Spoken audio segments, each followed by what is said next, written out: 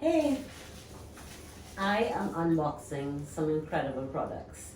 So I thought it would be fun for you all to join me and discover this distillery with me. It's a distillery in northern India called Nisarga Farms in the Himalayas. And it's they grow their own plants, distill them, make beautiful oils. I've discovered them online.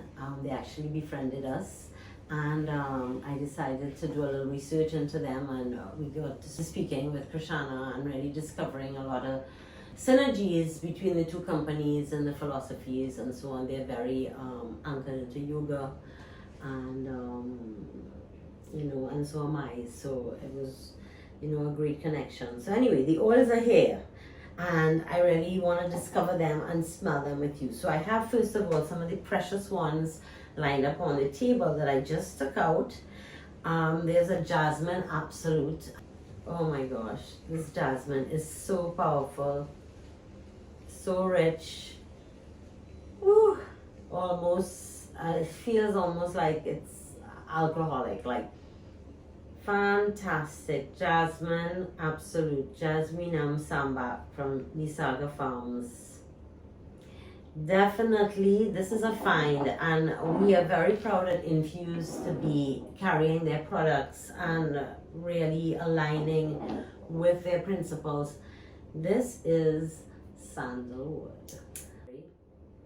Oh my gosh, this is, Indian sandalwood is something. I mean, imagine they used to use it to make statues and so on. So sandalwood right now is very, very scarce. I mean, it's been abused and used, and we really need to let these trees grow back. So sandalwood is not really, I don't use it a lot in my blends because I really use it only in special needs. I know but it's fabulous. And this one, ooh.